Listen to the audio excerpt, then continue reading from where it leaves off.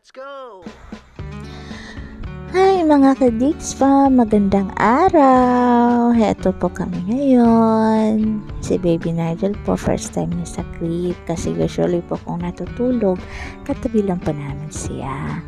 So first time niya po niyan, medyo na-overwhelm pa po siya kung saan siya nilalagay.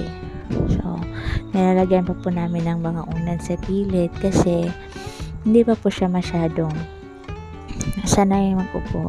Kasi 6 months pa lang po siya, nagsasanay pa lang po siya sa pag-upo, kaya medyo natutumba pa.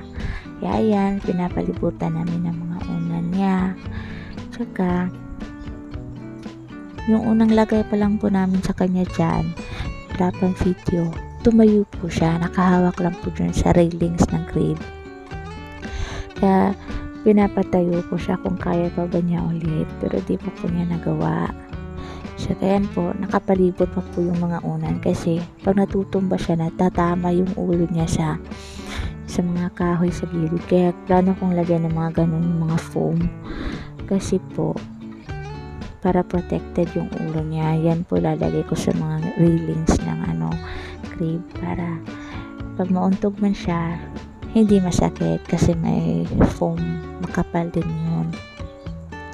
Yan po, may hinahanap na rin po ako yung tape measure kasi kailangan kong sukatin kung ilan yung kailangan kong ilagay sa crib. Siya naman po, hinangat-ngata niya unti-unti yung kahoy kasi yun yung niya, kasi malapit na lumabas yung ngipin niya. Nakita ko na yung tape measure, kaya sinusukat ko din po siya kasi hindi ko siya nasukat yung last na immunization niya, kaya tinitingnan ko kung tumaas pa siya. Yes po, tumaas po siya ng 4 na sentimetro. Ito po, tumayo pala siya, hindi ko nakita.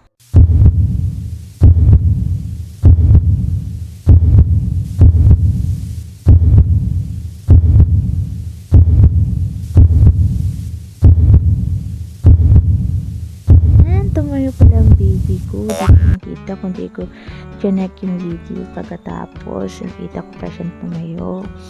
Hintay lang pala niya, hindi ko siya tingnan. Maalam din to na bata. Ganyan din siya kahit nung nasa tiyan ko pa. Pag gumagala siya, papukunin ko na yung cellphone ko para mag-video. Ayaw din yan, gumalaw. Ewan ko naman. Nakita niyo po, ilang beses siya na tumba. Kaya kailangan talaga may mga unan muna sa gilid kasi baka mauntog siya.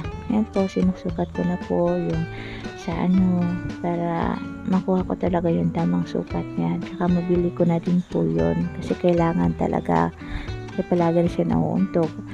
Tsaka minsan, ginangat-ngat niya yung mga kahoy kasi malapit na nga tumubo yung ngipin niya. Yan naman, so laro ng laro lang siya, tingin ng tingin.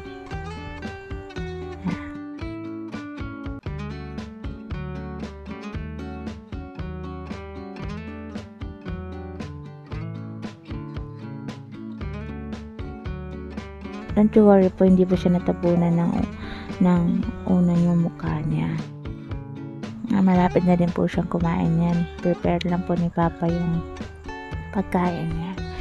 Ito po, first time niya makulong.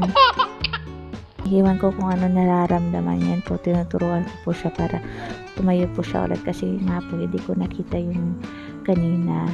Kasi sabi na encourage ko po siyang tumayo na nakahawak din sa mga kahoy. Pero siguro hindi po na posisyon yung mga paa niya. Kaya hindi siya makabulto. Pero yes po siya, nakita niyo.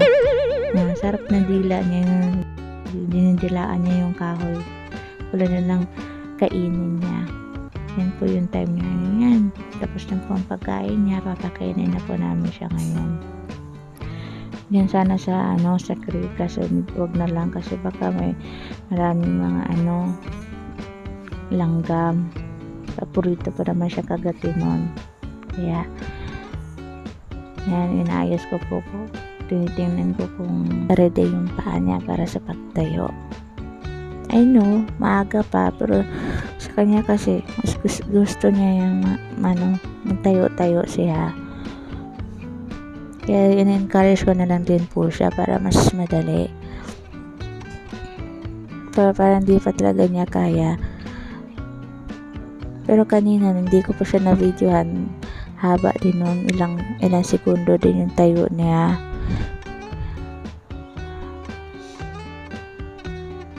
Tapos nakikita nyo, naghahanap siya ng paraan para paano tumayo.